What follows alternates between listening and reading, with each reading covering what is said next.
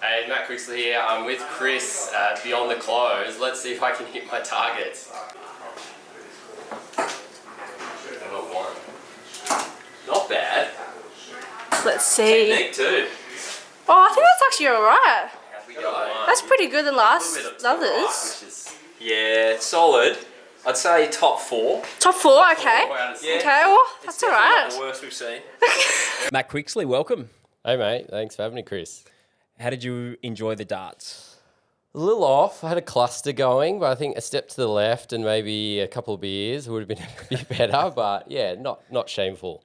Yeah, it was definitely not the worst that we've seen. It was probably middle of the range. So when was the last time you've had a shot at darts? Probably over New Year's, there's a little darts bar I went to. Similar performance, I'd say. Well, at least it wasn't sort of the case when you and I worked together with your actual targets, sales targets. It was that was something that I saw you hit quite a lot. So, mate, welcome to the potty. Super excited to have you on. Closer, high-performing closer. You've been in the industry for 4 years now as a full-time professional closer, previously fitness. So I wanted to really start with your journey into high ticket. You can maybe kick us off with, background, fitness, moving then into remote online closing. How did that all take place? Yeah, man. So fitness is my blood, like similar to you. That's obviously how we know each other. So I'd say it sort of started, like fitness was about 15 years. So massive part of my life. I did live in Canada for a bit. So that's where like the online started. I remember we were like opening a gym. So it was like a pre-sale to a gym. And they're like, hey, let's just get heaps of people in for like $4.99 a week before it opens. I was like, that's weird. So even just selling low ticket, we're doing volume. We probably got like 2,500 people on before the gym opened. So that was cool because the idea was like, they're never going to cancel. They're just going to hold it for life. You got receivables coming in. But even doing that as a low ticket, I felt it was quite funny. Like when you're selling PT or gym stuff, you got the face-to-face. So like, what's the guy wearing? What's he saying? So that was like a turning point of like, okay, this is possible. Came back from Canada, got into some more management roles and started playing around with a little bit more. So, anytime fitness, opening some gyms, doing some stuff online. And then it started to sort of branch into high ticket. When I say high ticket, I usually like over $1,000, threshold over the phone. More than a gym membership? Yeah. So it was like 16-week transformation challenges. So typically it was done face-to-face. You do an entry-level offer, like a 28-day, and then you try upsell.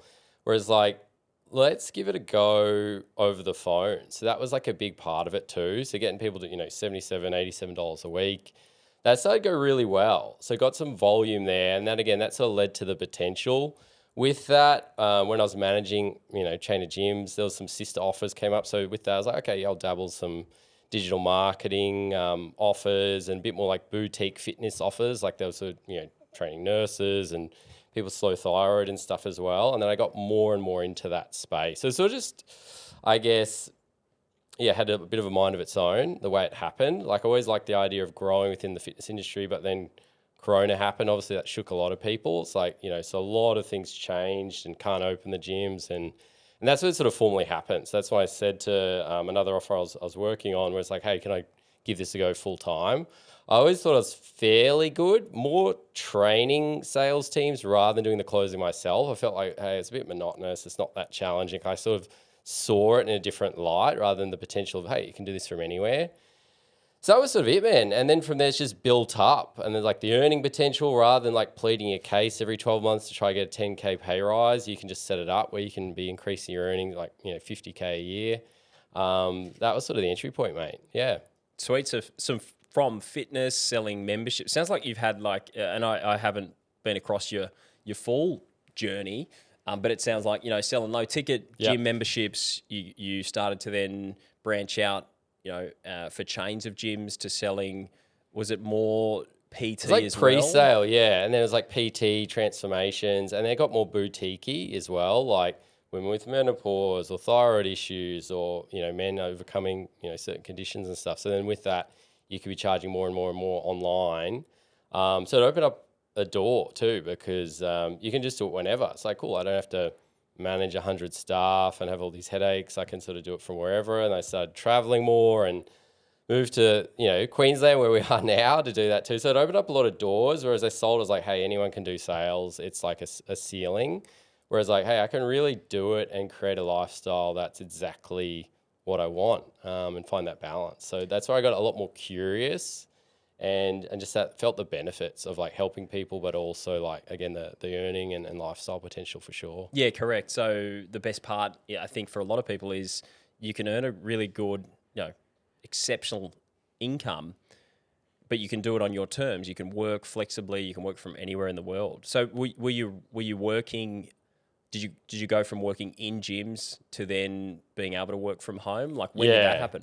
Yeah, so that was during like the coronavirus sort of era as well. I just started doing more volume, so I sort of took up the offer, and everything was closed, everything was locked down. So just did more from home, and even getting used to that was a bit funny at first, because I'm like closing here and working there. You got to like have different zones to your house to work, because you're just not used to it as much. So there was learnings with that too. But yeah, so that was probably back in so late 2020, sort of early 2021, where I did it more formally from home. And then you get to play around with it too. It's like, hey, we want to go for Bali for a bit, or you can stay in Airbnb and be visiting family in Melbourne, but still be doing a bit of work. So it makes you think about the potential, whereas that was all very taboo in the past, as you got to put time off and leave. And so it opened up a lot of doors, which was cool. Cool.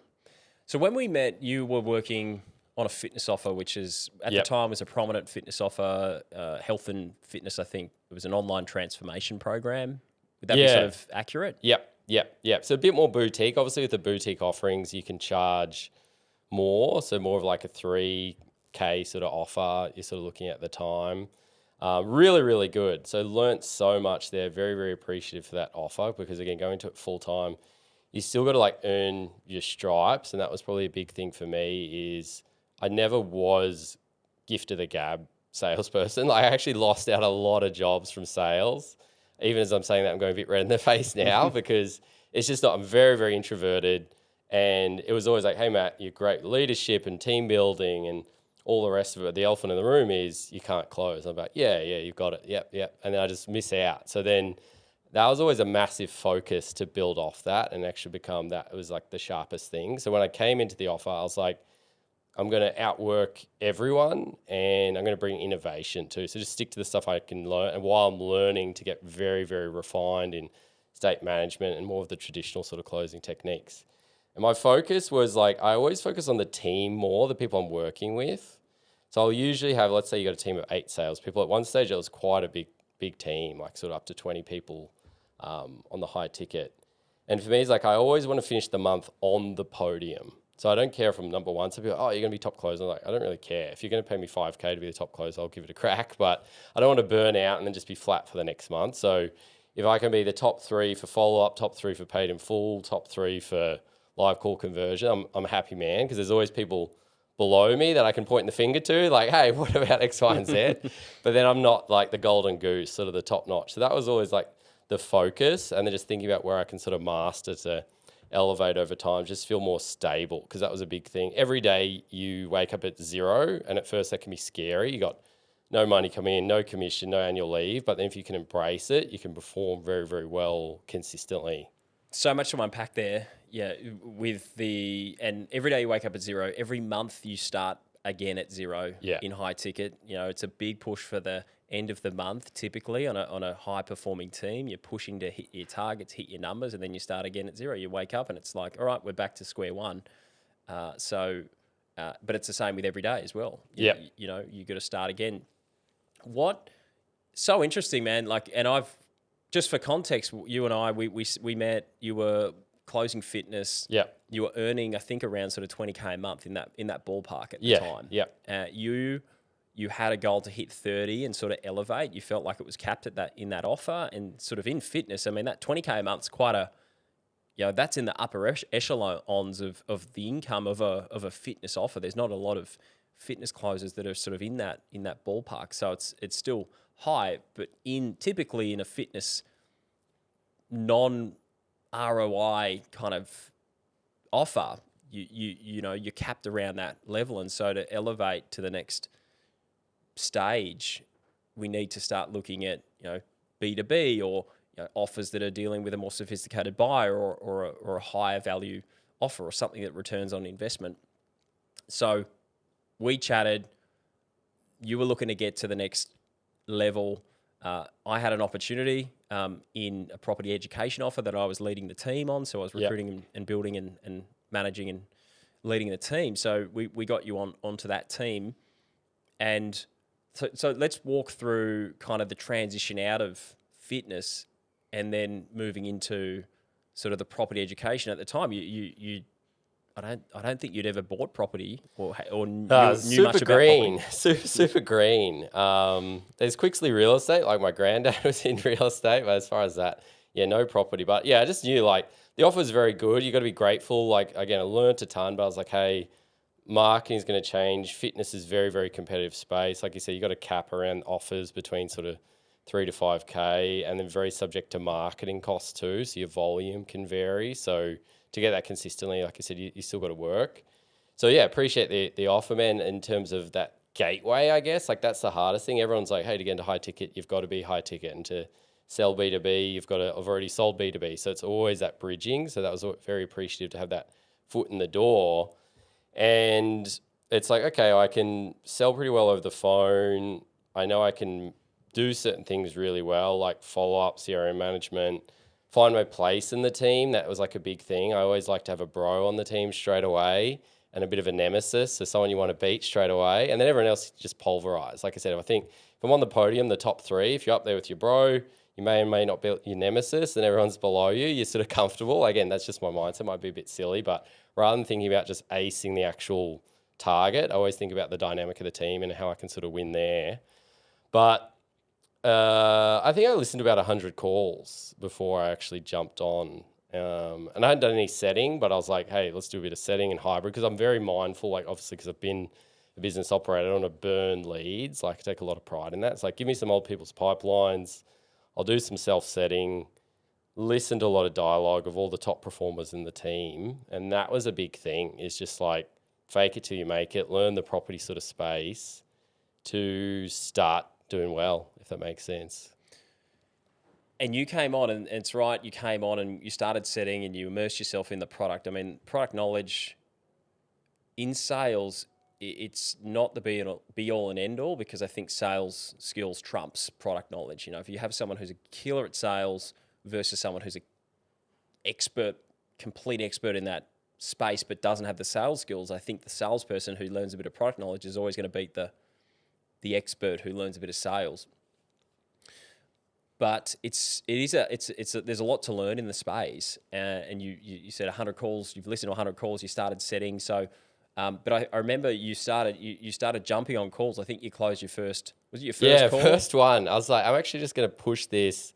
The highest offer, so it was about 10K at the time, but that was still like on the higher end. I think average value is about 8K. So it was like the premium one, and it just went 1 for 1, and it felt good. I was like, okay, I can do this too. So that was good, but that was like a big thing, is just getting that run up, and it still takes a long time to learn it. Like I think to learn them offer really, really well, probably is like 6 months, but I felt like it was good. I appreciate that gateway with yourself of like the first 60 days, I felt like, okay, cool. I'm in the same ballpark earning potential of what I was on with that transition. And then by sort of month 3, it's up and up and up, and sort of setting the tone and starting to be a bit more of authority within that team as well, which was cool.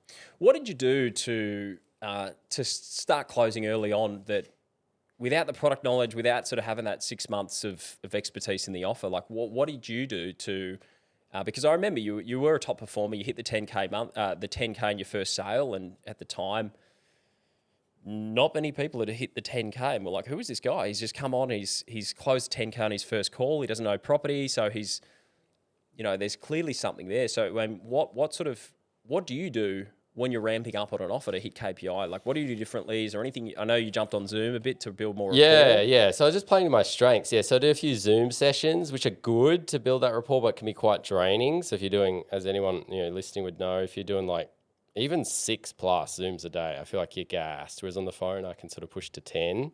But I was doing that, Zooms, rapport, just really getting to know them a lot more. So like focusing on how this was going to really help them. So sort of overdoing it as well. It probably wasn't most efficient. Like triage call was, longer rather than the ideal sort of 15, 20 minutes, probably 30 minutes to get to know people, sales calls could be 30 to 45 minutes. It's probably more 60, 75 minutes. So you get to know them, their kids, what's happening, just the whole situation.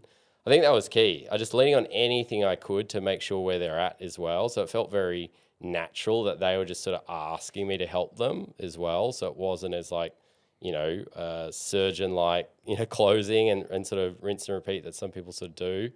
It was just sort of honing with that. And then once I got that, I got the confidence. I was like, okay, I can do this. I always knew, like, if you gave me a chance, I was going to do it. Like, I've never been in a role like, hey, Matt, you're an underperformer, you're out. But to get that chance is hard. And they'll just outwork. I just put in all the, just open the calendar, like whatever, 12 hours, 13 hours a day, whatever it takes, whatever you can get.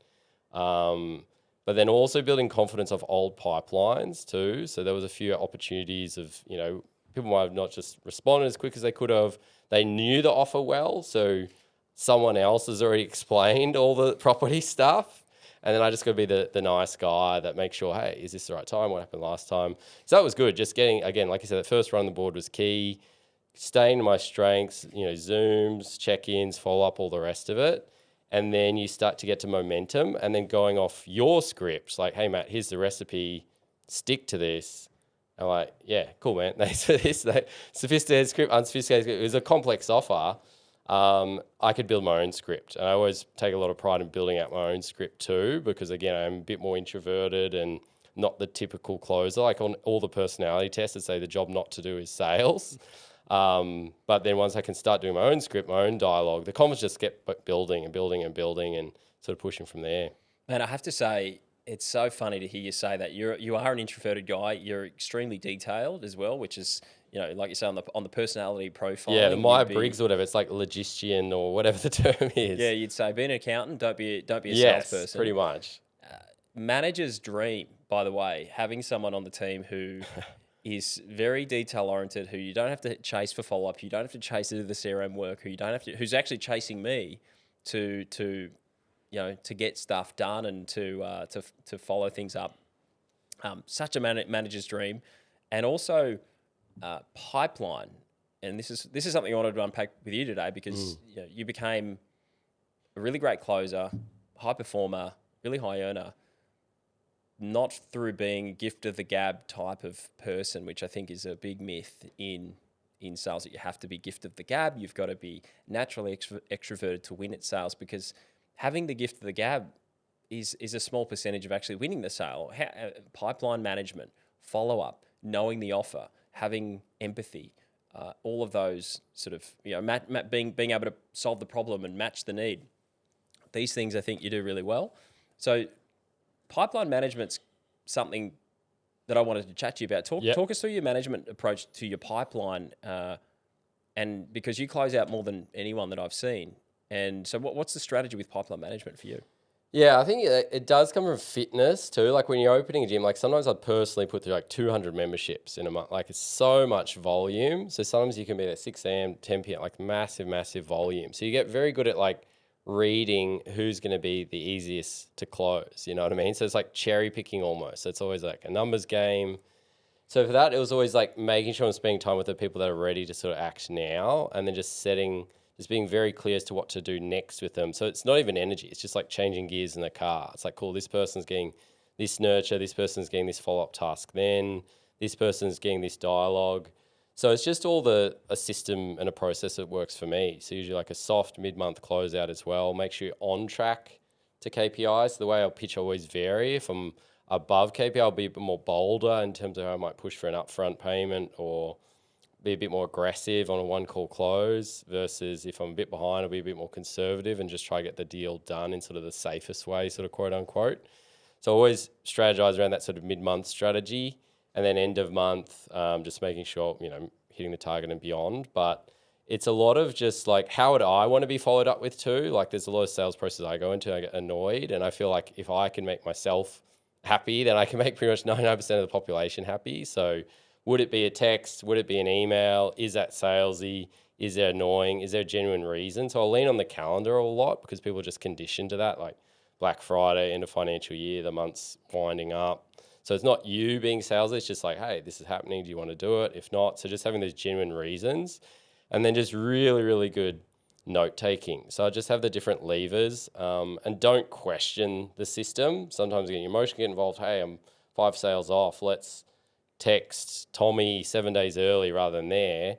Then, well, you can cut that and then you're going to be 6 days off too. So just not questioning the process. Still reflecting and review when the timing's right, like the end and start of month. I'll go through scripts a bit more formally, what worked, what didn't work, which deals I could have closed but didn't, which deals I think, I was the only one that could close those too, because I think that's important to recognize. Like, hey, I feel like 100 people were taking that call. I would have been one of the only ones, if not the only one that could have closed those calls. So just going through that process as well and make sure it's working as well. That's like the biggest thing of what other people are doing and where you're seeing opportunities miss.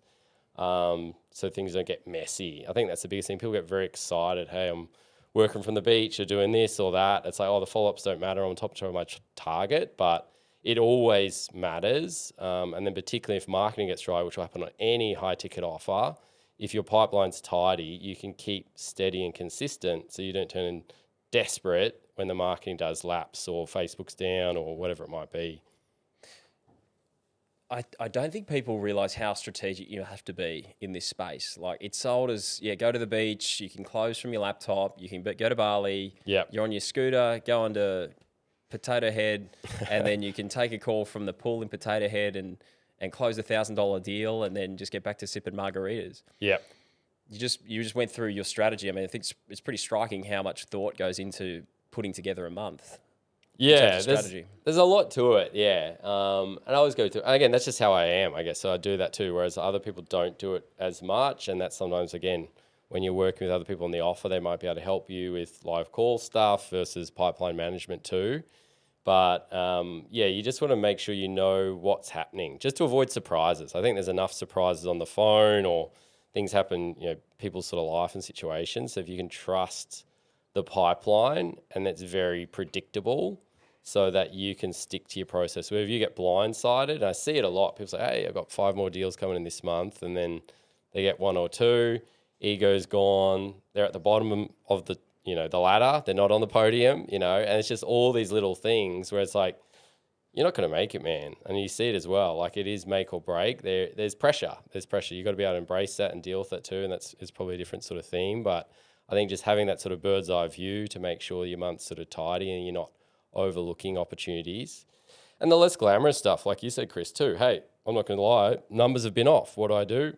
I'll do some outbound. I'll do that. I'll pick up the sleeve to cut the, to do what other people wouldn't do to stay back on pace, to take that pressure off and make sure I'm going to hit the KPIs. I've made the promise to myself and the offer I'm on, I'm going to deliver. So making sure I'm doing everything I can and chuck me in a court of law that, not guilty, that I've done what I can to, do my bit for the offer, essentially. Yeah. You're someone who I would never, ever question your commitment to hitting a target or hitting a number. And even though I think you play to your strengths, it sounds like you really play to your strengths. And that's something you do really well. You know that, hey, I'm not a one-call closing gun, that's not my style, but you do get the one call closes, but you're also so diligent with your follow-up. You're so diligent with that, with what happens after the call, and it's very strategic that you get so many people coming through after that first call. Talk us through your best month in sales. Can you remember that? When was that? Talk us through, what does that look like for you? Yeah, so best month from an earnings standpoint is around that sort of 40K threshold. So very rewarding from a financial standpoint. I'm having a pretty good month at the moment. It's going pretty well. There's different metrics in terms of what a good month looks like too. I think just having a focus, for me, it's always the goal is always number one, even less just commission and stuff too. I think, like I said, your word is your honor. It's sort of everything. So I'm always trying to deliver on that as well. If, again, things are a bit short, I'm like, what else can I do? Like I said, roll up my sleeves, get out there and self-set or whatever it might have to be. And then I'm always big on trying to bring in some innovation. If it's hey, let's try this finance company, or let's try this, or let's try put the price point up there, or let's try tweak what we're doing with the setters or shift that. Where else can I generate revenue for that sort of value? But I've had a few consistent months around that sort of 40K mark, which has been really good. But it's pretty steady. Like for me, I think it's just making sure you're on track to understanding what the offer KPIs are and that you're sort of delivering them. So whether it's like a lead to sale, a live call close, or whatever it might be. But for me, like, and I think that's to my detriment sometimes, but also to like why I can be on an offer consistently, like for, 18 months, 24 months, whatever it might be, is like making sure that the business is looked after, even sometimes if it's at my own expense. If you start selling, lower ticket offers or whatever it might be, or a bit more volume, when you know, hey, I could have spent a bit more time with this person, probably got them on something a little bit higher, which would have been better for me, but it's not what the business needed. And a lot of people aren't willing to make that call sometimes. So I think it's just sort of knowing what you're willing to do and how much, the role sort of means to you, I guess. I'm interested to find out from you what your feeling is on selling low ticket fitness offers versus a high ticket anything else offer. How much different is it selling a $20, $30 a month, $60 a month membership versus a $10,000, $20,000 program? Do you get the same objections? Is it as harder to sell the higher ticket? What's your thoughts on that? Yeah, it's an interesting one. So on the lower ticket, it's just like open field. Like obviously you don't have a setter, they're not booked calls and stuff. So it's very good for objection handling and just knowing the different personality types and what's going to come at you as well. So it's harder in that sense. It's very grungy. It's sort of like you're in a fist fight or whatever. And it's like, who's going to win? Who's going to come out on top? Whereas it's like the high ticket is like, we're sending a spaceship to Mars and we press this button, it's going there. But if it blows up, it's in your face. And, the cost of acquisition, even for you to be on that call, the company spent $500 or whatever it is. So I feel like there's more pressure at times. Again, it's obviously me and we can always adjust, how we perceive pressure. But the weight of it, of like, hey, asking for $10,000 or $20,000 or whatever it might be, that's where you can have that inner dialogue of imposter syndrome or just having a low day or whatever it might be to ask for that business. But all the time it's pretty clean cut. Like they've seen videos, they've come in, they know what it's about. And that's why people have the perception is easy, where you, like you said, if I can get the high ticket role, I know I can make it work and earn 20, 30, 40K a month, whatever it might be. But they're both important. The thought of going back to low ticket would be draining just because it's so hard. Like when you're speaking to people that don't know what it's about or whatever it is. So they're both hard in their own right. But I think if you can do well on low ticket, particularly these days, because people are so anti-sales, and I think that's a good thing with myself is people never say, Matt's a salesperson or that salesperson annoyed me or whatever it might be. It just sort of comes quite naturally. So I think for someone to jump into high ticket straight away, it's probably not going to work out for a number of reasons, just because the person you're speaking to that can pay for that offer is probably going to dominate you and put you in a box. So that's why there is obviously that natural progression. But now that I've gone through that as well, it's sort of like, someone starting from zero again, to go back to a low ticket and know what it took to master that and grow it up, I would stay in the high ticket space for sure. Hey guys, I hope you're enjoying the podcast so far. If you want to get in touch with us, go to the Closers Dojo on Facebook. This is a Facebook group, free Facebook group for anyone looking to sell or build a sales team. We do sales trainings in there. We share a lot of resources. I'm sure you'll get a lot out of it for sure. How do you go as an introvert selling? What do you do differently? And how do you think you can sell as an introvert? Yeah, I think you just got to know yourself a lot more. Like for you, I was pretty upfront in terms of like, I open it up. I was like, hey, I'm going to prove myself 90 days. And then I want to do it more in my time. So when I work too, so if I'm like gassed out trying to do evening calls, I know I'm just not going to perform well. Having my space set up really well, just having that sort of downtime to reset too. And that's why I said having the team dynamic, having another bro that is in the sales team with you that you can just disclose. Because sometimes like when you tell your partner or friend or whatever about, hey, this happened or blah, blah, blah, they try and coach you through. I was like, but surely it'll get better or this or that. But sometimes you just want to vent. So I think just being able to get it off your chest with someone that's in the trenches is key. It's not like, hey, I don't need your sympathy. I don't need any advice. I just got to get this out. So I think it's like letting it out to someone else, having my downtime. So still workouts. I'm, the quiet guy at the gym, not speaking to anyone. just to reset. I think that's like the biggest thing, because I don't get energy. They're taking my energy. So after that, I'm logging out, I'm blocking, I'm not speaking to anyone too. And even I'll say that as well, if I'm with friends or family, I need just an hour of nothing. I won't even read. Like, it's just whatever, trashy TV, whatever it is, just to zonk out, to make myself available. Because that's a big thing. Obviously, being fitness, you got to be a pretty positive person. So you wake up, you're ready to go. Yep, I'm selling my energy and positivity essentially to people. They're coming with their problems and issues, and a lot of the time how average their life is, whatever it might be, their problems, how you can sort of fix things up.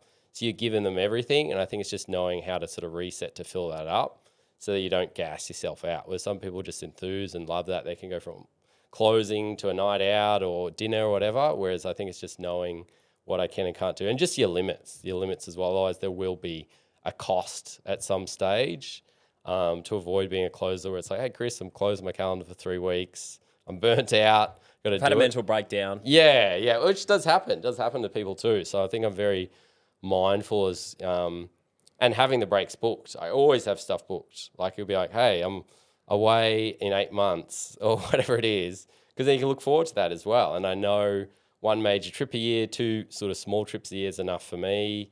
Working more than 30, 35 hours a week rather than the 40, 50 hours a week on the phone. Obviously, you got the behind the scenes stuff, but actually on the phone. So just sort of knowing yourself, I think, is really, really important with more of that introvert sort of personality type.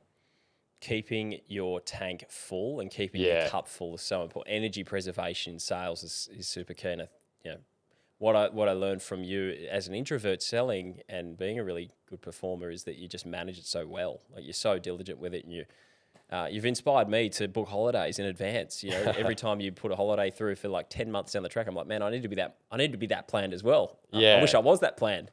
But it's all part of your strategy, which I think it's just the big theme. It's about strategy to hit targets. You're not sort of leaving it up to chance. You're playing to your strengths, and then you're achieving results that are pre-planned. Yeah. And I just don't stop. Even now, like I said, every month I still listen to probably 20 calls. Like I said, there are people that certain KPIs will pretty consistently be at par. Like, sometimes I'll be better, sometimes it'll be low. But the Achilles heel areas, I'm just very aware of them too. So like, hey, and I'll say it too. I used to be like, maybe humble's not the right word, but just knowing your strengths and sticking to that. And then other areas where you can drop off a lot more. So the big thing, like, we worked together was like that frame control, whereas you can go down if you have a bit of an off month, or you didn't get enough break, because that happens too. I'm not going to say I'm a robot here. Hey, I didn't have enough downtime. Coming to calls a bit timid, or as you'd say, customer servicey, where they can take the frame and then they're sort of driving, and all of a sudden you're co-pilot too. So I think knowing where you constantly need those sort of check-ins and the strategies to get that, whether it's listening to calls or having a call review or whatever it might be, to keep you sharp and not just assume, hey, I've been in this for 4 years that I am that, because I'm never going to be that, but that's okay, because I'm still hitting my targets and living the lifestyle that I want to. But making sure you can, again, like I said, lean into your strengths, but that you've got mechanisms in place to make sure that you don't go back to what prevented me from getting promotions, like I said earlier, the elephant in the room, in the earlier days, because I naturally don't have that sort of sales ability. Cultivating your performance is important, and cultivating your mindset, just not relying on your experience, but just making sure that you're cultivating the right state, energy, focus, frame, as you say, like even just practicing your script and just your dialogue and just continuing to refresh on that. Super important. You've seen a lot of sales reps come through this offer that you're on now, the past offer. You've seen a lot of sales reps come and go in this space. What do you think? What have you seen from the guys that win versus just as a generalization, the guys that win and girls that win versus the guys and girls who sort of drop out and you never see them again? I feel like they don't quite grasp what they're in for. Like, it's very easy to be like rattle off a resume of like done X, Y, and Z. But again, everyone's coming into a new field. Everyone again starts at sort of zero. So like, how challenging it is, how competitive the space is, how difficult it is. They sort of come in and aren't willing to grind almost. I think that's like a big thing. It's like, hey, I'm a natural good closer. I've closed this. I've closed offers that are a higher price point or whatever. But every offer is unique. So just not like treating it for what it needs as like, hey, I'm going to treat this as if it's like a baby. If I drop it, it's game over. They're like leaning their loins too much. And then So like I said a bit earlier, there's just that trickle down effect of like, hey, you can have something happening in your personal life and that sort of seeps in, and then a couple of your live call closes that you should have got, you dropped a couple numbers there, then you're a bit tired, so whatever, watch some TV and missed 5 follow-ups, you missed a deal there. So it's this like trickle effect, and then they just don't know how to get out of it. And I see it. I'm like, how could you wake up every day and see your name at the bottom of the leaderboard and be okay with it too? And it's just like, they're like, okay, hopefully the company standards drop and it's okay to be here. Whereas they don't have that level of urgency. It comes down to urgency to change it and be the one saying, hey, I'm bottom of the leaderboard. What can I do to get up? Or, because if you do that, people aren't going to get rid of you. But if you're there, you're doing it, you expect them to come out, then it's like your head's already in the guillotine, you don't even know it, and it's sort of game over. So I think just like being very harsh on themselves and willing to grind too. I think you've always got to be willing to do whatever, web inquiries or triage or helping people out, and knowing how you can add value, because it is business at the end of the day. If you can't bring in whatever 4, 5, 10 times the value of what you're sort of doing and you're sort of losing money, it's always going to be a business decision, even if you're the nicest person on the planet. So I think that it just gets overlooked. And I can sort of give my insights. Again, no, I'm an expert. I think more of a survivalist, like I said, to stay on the podium and look at the dynamic of the team. But I think that's just really overlooked. And then they get shocked that they're gone. And it happens a lot as well. So that's a big thing. Like I said, it is a bit of a, cutthroat or pressure bound space. It's not like you said, we don't like you or things are going well, you're out the door. That never happens. But your performance is everything. I know you talk about it a lot as well, Chris, like athletes too. Like you're in Div 1, now you're in Div 3. Like you're back to You've been dropped. Yeah, because you just can't make it. It's nothing personal. So I think people underestimate, whatever you want to call it, what they're actually doing and take it for granted. Cool, I'm on high ticket now. Let's get a family, let's get property, let's go to Hawaii, whatever. It doesn't get the attention it needs. You can't let it go. You've got to stay on top of the offer. Yeah, great insights. I always think back to the All Blacks, their mentality of sweep the sheds, sweep the sheds mentality, which these guys are the top of their game, top of the world, and they have been for a long time. But they, the team culture is they sweep the sheds after the game. They don't leave it up to, cleaners.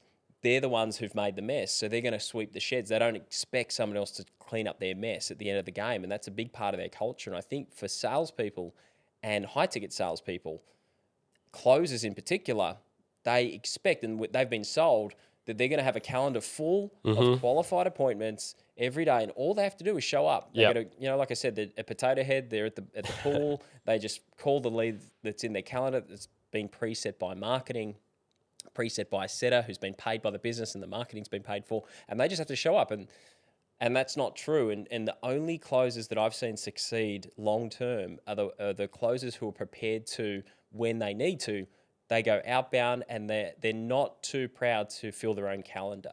They're not too proud to sweep the sheds when they need to. If they're behind in their projections, there's two types of closers. There's one that's going to blame the leads or blame the appointment setters or just blame VAs, the volume. anything, Yeah.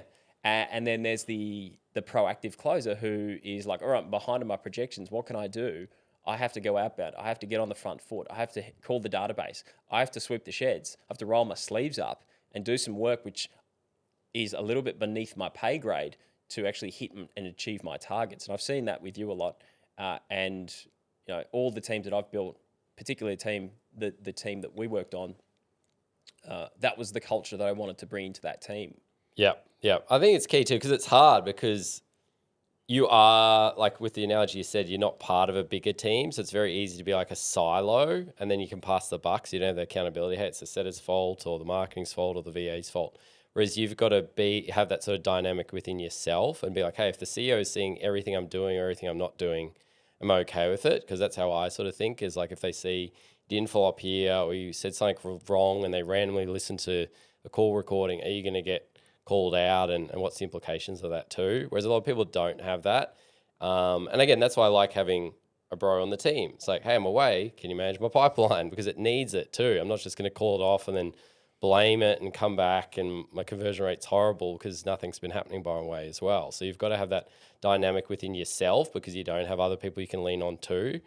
So you don't point the finger around to do that, because it is very, very easy to do. And some people get away for a while of like, again, just saying accounting, again, the marketing's off, VA's off, whatever it might be, workflows weren't happening. But eventually you'll get found out. And then it's too late when that happens. There's no excuse really. So I think it's a risk minimization strategy that you take, which is your nature, the accounting personality in you, which is minimizing risk. Yeah. Just always, again, it's, a bit out there, but like if it went to a court of law, could you justify your position? And are you on the podium? And then everything else is sweet. You can throw someone else under the bus. Nah, it's not like that, but you just want to feel comfortable, because that's how I think. That's how I know everyone thinks. That's how Australians generally think too, is if you can sort of frame it in a way that makes sense. Like, hey, this person's still done their best effort. These are the realistic circumstances. He's not the boy that cried wolf. So you get a lot of leeway. And I appreciate that, but I don't toe the line. If I want to cut down or random things come up, you can have that luxury of leeway, but not taking it for granted. Yeah, when I was in the cops, it was all about ass covering.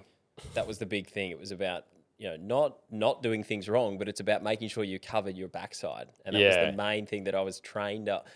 All of my seniors would train you on was cover your backside. Make sure that, you can't be scrutinized. Make sure that you've got no, skeletons in the closet that people are going to find out about. Yep. And on a sales team, it might be that an example might be, you haven't followed up, you got a sloppy pipeline, you haven't hit your targets, or you're the bottom of the leaderboard, or your conversion rate sucks, or you haven't been doing the work. Yeah. Or your calls sound crap. Yeah, that's it. People are calling in and you're not getting back to them. Whatever it is, like it's not rocket science. Like the nature of high ticket is very, very simple. It's been around for ages, Convincing people to do something they want to do, essentially a lot of the time. You're not twisting their arm, but you've just got to do it really, really well. And that's where there's a lot more high ticket roles coming out than when it first sort of kicked off. I didn't really know what it was. Like, you're doing high ticket sales now, where it's like more of a dedicated thing on Seek now too. And so it's like a lot more happening where they want to have the dream of they're doing high ticket closes, or partners doing OnlyFans or whatever, and travel the world and live their success.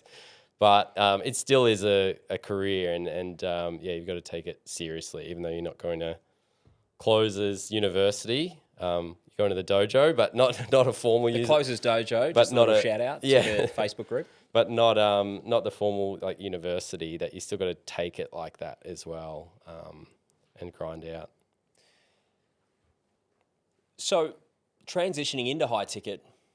A lot of people are looking to transition into high ticket sales. You're living it, your career. You've carved a career. It's not by accident. You're doing it by ruthless strategy and so much preparation, where you're planning a year in advance. So it's not by accident that you are where you are. What would you say to someone who wants to get into this space and kind of get to where you are? What's the pathway? Do you have any advice for people? Yeah, I'm happy to give some insights. Like, I think starting in an industry you're passionate about is good if you can. If you're already in an industry and there's potential to sell it online too, like, is it in the workplace I am now, or can I still stay in this industry but join another workplace that might be open? And the idea, I think, sort of cultivating that, like I said in my story, that just naturally happened. Like, hey, let's sell gym memberships before the gym opens, so we've got some receivables to come in and pay people's wages, rather than just having 3 months without any sort of money coming straight away. So if there's a space you're passionate about where you could see an opening, or you could work with someone to create one too, and then that could be the next space, and you could be have your foot in there because you helped to set up high ticket industry of whatever industry you're in. So I think that's one route, because again, you'll just be really good at that space. So you can learn the sales and do courses and audibles and all the rest of it to sort of build it out.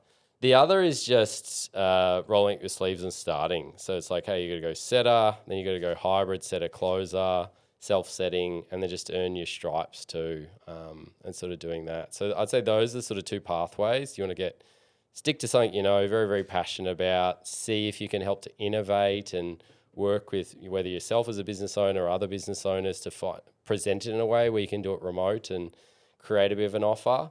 or just start from day dot, surround yourself with really good people and just commit to it as well. Just because other people get into the space in whatever, 12 months, it takes time, and I've still got a long way to. I haven't even been doing it for 10 years, you know what I mean? So compared to me in fitness versus high ticket, I'd say I've got a long way to go. But those would be the main pathways. I'd say start from scratch, have really good people that will get you there and have those pathway, and they've done it for other people too. Because sometimes you can have offers out there where they promise the world and then you're just a setter for 3 years. So you definitely don't want that. So making sure you've got milestones, if it's not sort of happening and you're delivering, that you can sort of leapfrog to other offers and sort of grow to get there. Or just, build it out, I'd say, in a space that you're passionate about. What's the time horizon then? So for some people who get into the space, a lot of people get into it young now because it's becoming more and more popular. People are learning about it. The online, remote, closing space is pretty well spoken about. So what's the time horizon for people who in your experience, and I've got my thoughts on this, but I feel like some people want to be at the top of the mountain before they put the backpack up and they actually walk up. They spend 5 minutes in a roll and then they're like, I'm ready to close now. I'm good to go. And I think that's a real detriment because they have short-term thinking. And I think long-term perspective is so important when you're setting your goals. You need to be ruthlessly motivated short-term, but you also have to have a long-term time horizon for goals as well. But what are your thoughts on that? What are your thoughts on time? It's interesting, man, because obviously I've got a lot of friends that are still setters and doing it. And they're like, I could do what you could do. I'm like, yeah, you can, but I'm in this chair, you're in that chair. And there's a reason for that too. You just got to earn your stripes. And it's not being a dick about it, but it just is what it is. So it's not necessarily you hear a call and you couldn't replicate that. Yeah, some sales calls, of course, there's 10% where they'll just sort of fall into the lap, and marketing has just been creative genius and made it very, very easy. But that's all the other ones. And again, everything we've been touching on today's call with mindset and consistency and strategy to do it month in, month out. Seeing some people do quite a strong transition within like 12 months, and I'm keen to hear your take on it as well. But I think it comes down to the person. If you've had like, hey, this person's run a business, or they've got 3 degrees in this, or they're doing, they're an athlete, or you know what I mean, you can see that there's some grind behind them, and it's more about learning the craft to get on it too. That would be it. Whereas other people, if they like haven't necessarily had a taste of success in any area of their life, as harsh as it sort of sounds, then you're learning to be successful and learning the craft too. So it's slightly different stories. But yeah, no reason why I don't feel like, hey, get an offer, you might set for it 3 to 6 months, do hybrid for another 3 to 6 months, and then you're a full-fledged part-time or full-time closer within a year. That's 100% possible. Yeah, what I say to setters who are looking to progress, when can I progress? What's my next step? When can I become a closer? I'm like, well, when the company is losing money by having you as a setter, that's the time you're going to progress. When it's no longer profitable for us to have you as a setter, when we're losing money because you've got a high leverage skill, and we've got someone who's a highly skilled person doing a lower leverage task, then that doesn't make financial sense for the company. So that means you got to progress. So you have to put it beyond doubt. And I think the thing that really sets someone who's learning this and who's maybe got themselves an appointment setting role or a specialist role on a team versus the closer who's closing and who's entrenched in the business as an advisor and a consultant, the thing that really can differentiate the two, A, is experience, but B, an experience in hitting targets, consistent performance, how to get out of a rut, all of those things. Experience can really help you out there. But the next is expert influence. It's having leadership, authority, whatever you want to call it, on a call. So being able to convey, being able to recommend and give someone advice from a place of, hey, I know what's best for you. And a lot of the appointment setting roles, or I guess the people in appointment setting roles, are just not at that level. Yeah. With their communication or their credentials. And you can definitely get there without having the credentials. You can communicate in a way which kind of suggests you have the credentials. And that's half of selling, is really just conveying credibility. But I think that's the difference. It's being able to get to the end and saying, hey, based on what we've heard, this is my recommendations for you. And this is what I want to see for you. This is why I think this is going to work for you. And this is how we're going to help you. Yeah. And coming from a place of, authority. It's really like, hey, I'm consulting you. I'm not selling you. I'm consulting you And that, I think, is the skill set. That's the thing that would separate. Yeah, I agree. And I think sometimes people are just used to being told, like setters, they become like a foot soldier quite quickly. Whereas like straight up, Chris, if you had a setter say, hey, I think this is the best sales call I've heard this month. What do you think, Chris? You'd be like, oh, you'd be curious to listen. You'd be like, oh, wow, like let's see what this setter's talking about. Like, hey, I just actually really love CRMs. Can you show me how the payments tab work? And all of a sudden it's like, oh, I was around on Sunday. No one was there. I accidentally put this guy through. Sorry, is that okay? Like, you know what I mean? Like if you could be a bit cheeky, a bit curious, and like your sales manager or business owner, whoever it is, they'll love that. You know what I mean? If you're presenting these things and all of a sudden they're not seeing you as a setter, like, hey, this guy's presenting me these A-grade calls or highlighting mistakes closers have made or being curious about how to put through a payment even though he's not allowed to, then you're just assuming the closing role, which is sales in itself. So again, you're not going to get denied that. So I think sometimes people get caught in their lane too much. Sometimes when I jump on set of calls and it's like, all right, let's talk through how this month could be going better, and they just say nothing, like a deer in the headlights. It's like, well, you're not ready to close for that reason. It's like you got to be pushed back, innovate, be curious, be authoritative, be a bit vulnerable, be scared. Like, hey, you can say ideas of it is silly, or the script isn't great, or I'm seeing this going, and not just stick to yourself. You have to be a bit bold too.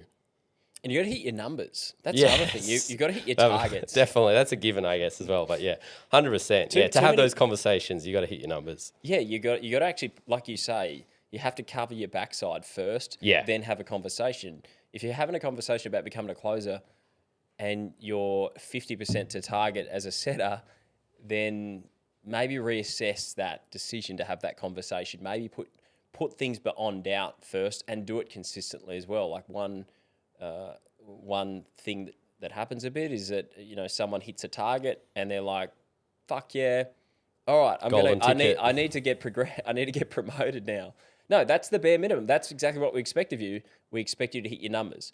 So keep doing that and keep doing that consistently. Yeah, no, definitely. That's the grind. You got to earn your stripes too, and it can be tough. Again, like any industry, it's not just this. Any career has that, the highs and the lows. And again, High Ticket just talks about the high stuff all the time. But I guarantee on closeout, you don't want to be up at 5 a.m. with me scheduling text messages over the next 12 hours to get 8 or 9 deals come through. You know what I mean? Because that's what it is. Again, you can set it up and have all the VAs and stuff, but there's still going to be unglamorous work that you could be willing to do if you want to be successful in the role. So I can't be at Potato Head at the beach at the pool, like closing. That's not High Ticket. I've tried it. Yeah, maybe day 1 or day 2, but by the day 3 in Bali, you're gonna be closing your calendar or saying you got Corona or something, and yeah, not gonna be working. You're gonna be stuck in your villa, and you're gonna have the window shades down, and you're gonna be on your laptop for 15 hours. Yeah. So talk us through the end of the month. Talk us through what does an end of month look like. I think we've had a couple of legendary end of month closeouts together. Yep. There's a couple that I can, that were quite brutal. Talk us through what does an end of month look like. Give the listeners some insight into the end of month. Yeah, like I still push for the one call close, but it's not necessarily, again, like I said, my sort of forte. So I always set the frame, and a lot of time without them sort of knowing too, that like the intake's sort of winding up at the end of the month or a certain date. So again, a reason to follow up. A deadline. Yeah, deadline too. So there's different types of, a time-based frame. There's different sort of frames in terms of how you're, coming across and reasons for communicating with people. So that works well. Just that reason there, knowing who have I spoken to this month. Again, it's a lot of mundane work. I'll have the CRM. I cross-check the CRM to a spreadsheet. I'll go through everyone in the CRM. I'll go through everyone in the spreadsheet. I'll make sure there's no mistakes. I know where everyone's at. I make sure their pipeline's in the right section. The follow-up tasks are there. The notes are on point. And then think about what's going to be the message, how I'm going to deliver the message, text, email. We're going to get a call. Am I going to get the setter to call and book them back in? Am I going to get someone else to message them with the offer? Is it going to come from my number? If there's a bit of a promo on. So it's just building out that game plan and being, again, find that balance of where I'm at with my own target, where the company's at too. I always sort of put myself on that filter, like what does the company need to get to the goal, because that's the ultimate one that's, paying your commissions and stuff. And then just execute. So I'll try, again, last day of the month will always be a big day. Like I'll just, open it. Whereas usually I'll just have pretty set hours. I'll just open it. morning, I get up earlier, just be scheduling different emails and texts as well, and then peppered throughout follow-up calls and normal strategy sessions that you're going to push more aggressively than I would normally on a one-call close that you're hitting follow-up. So it's just trying to speak to as many people as possible with like a clear reason and vision of what you want. And then by the end of the day, you're pretty tired, you're pretty gassed, but there should be a lot of numbers to show for it too, because you're just like saying, yes, nay, maybe.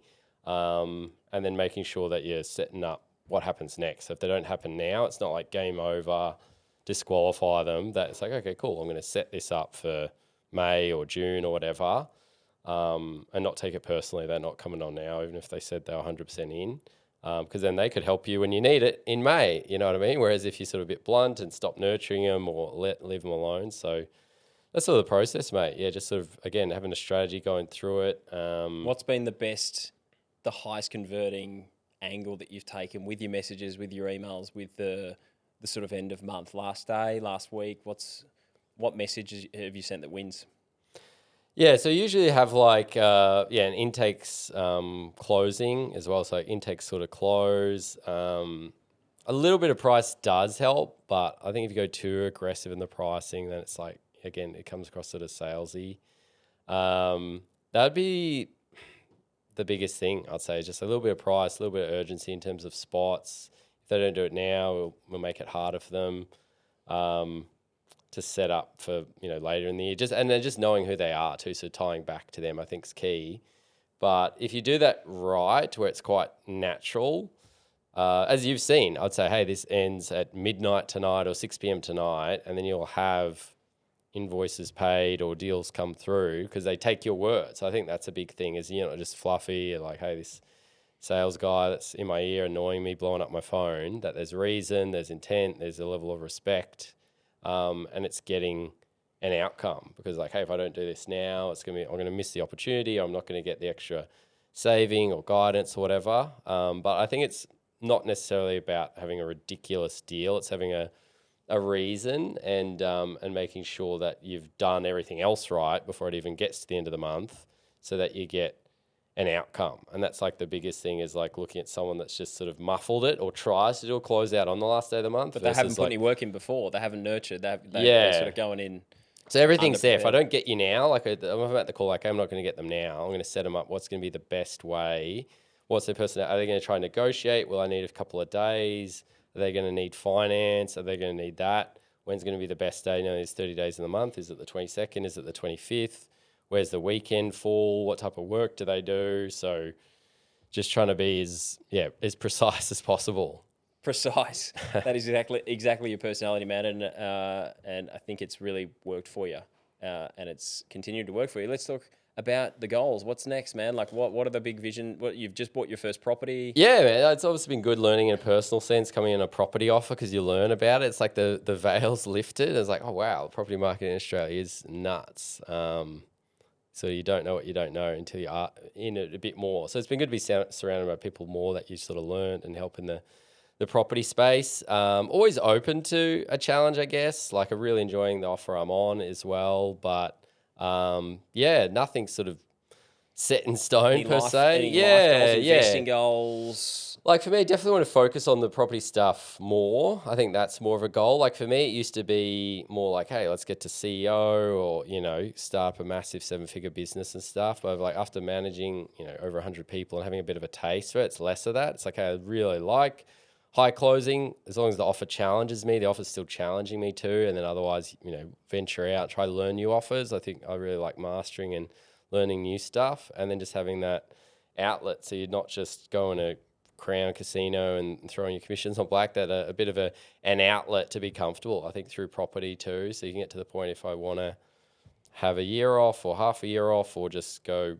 part-time, I can. So I think that's like a big focus for me. It's not this crazy burning desire, I want to be writing books and starting massive businesses. I really like the setup I am, and I just want to get there, and I like that idea of just keep working hard and learning and building off people like yourself, mate, but also, just growing and, just feeling more comfortable like everyone, I guess.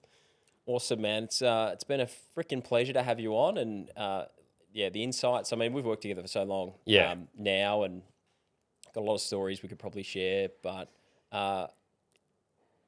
yeah, just even getting insight into the thought process and just how strategic you are. I think today it's opened my eyes to just how strategic you've been to achieve the numbers that you have been achieving, man. So it's a credit to you. Thanks, man. Yeah, I appreciate it too.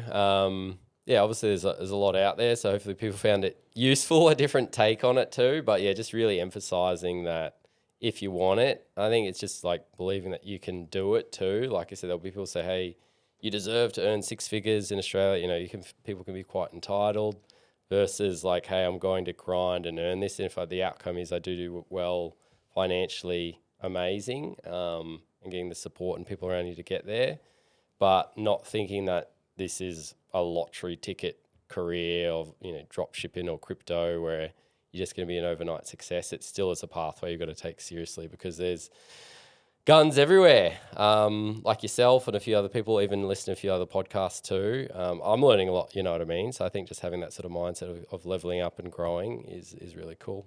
Last thing, it just came to my mind. So I'd say there's not many teams out there that are kind of hitting the numbers that we were hitting in our heyday last year. 10 mil, 86% cash collection, or paid in full. Yeah, it's crazy. 40% close rate, call close rate. So really high numbers, multiple $1 million months. Man, it was fun.